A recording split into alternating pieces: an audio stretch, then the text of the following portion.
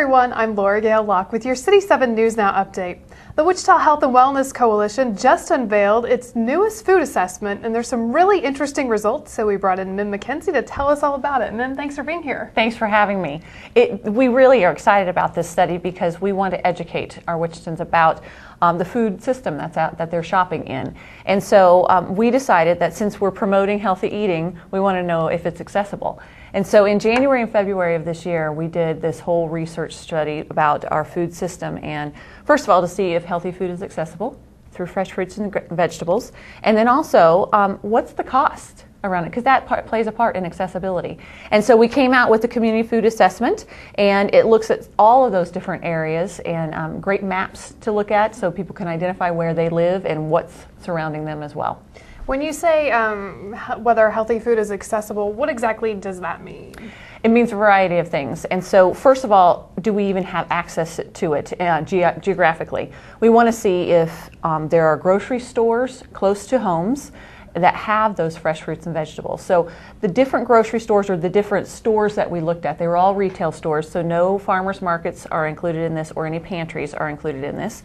And so what we did was we surveyed all 277 of these stores. Quite a few. Quite a few, yeah. So 40% of those are convenience stores, though. And so people are saying that they have access to fresh fruits and vegetables, but it's limited to the store that they go to. So, for example, convenience stores may have fresh fruits, but they don't have vegetables. And so you're limited in that area. So that's geographically and the type of stores you go to. But then we looked at cost and the price of all of these different foods that we're looking at.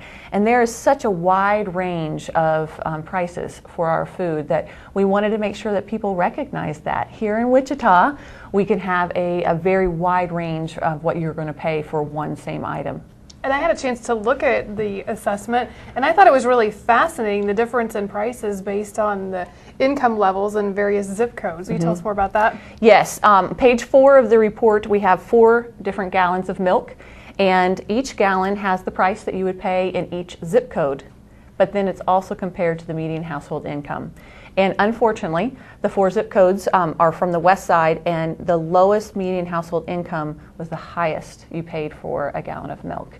And so those are the things that we want people to recognize so that we can start being proactive with that. But also, it helps people understand that you may have to go outside of your neighborhood to shop to get a better price. Mm-hmm. And back to the accessibility part, I learned a new term in this report, a food desert. Will you talk about that? Yes, yeah. So in the back of the report, we have lots of maps that are great to look at.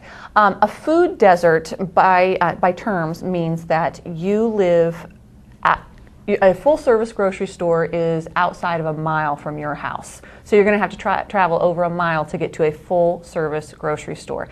And we have several deserts here in Wichita that I don't think people really recognize that. And so we want them to make sure that, again, they look, they educate themselves, and they could possibly be getting fresh fruits and vegetables from someplace else than a regular grocery store, such as a farmer's market in the summertime. But we have to make sure that we recognize that, because if there are ways that we can bring those healthy foods into that desert, we want to find that. Mm-hmm. What else did you learn? Well, what we learned is that we're not educated about our food system very much at all. This is just the tip of the iceberg, because we need to find out, yes, we have all of this information, but do our citizens really care? And are they really needing those fresh fruits and vegetables? So we want to do some additional research and really dive down into one of those deserts and ask those individuals, where are you getting your food from? Do you want a wider variety? And how do you get there? Transportation plays a major role. We have great bus system, but is it going to those destinations where they can get those fresh fruits and vegetables? We learned that our ethnic stores here in Wichita are selling some great items and at reasonable prices. So many people probably don't think about shopping there. They always think of the main chain grocery stores, but that's another option for people to go to. I know where I'm going to start shopping. Yeah, exactly. Save some money. So tell me, what else are you guys going to do with the results of this survey? Besides the additional research, we are looking at partnering with different companies who are full-service grocery stores and seeing what else we can think of that would serve our community. We know that they're in a competitive business, but we want to make sure that we are giving that accessibility to everyone for fresh fruits and vegetables.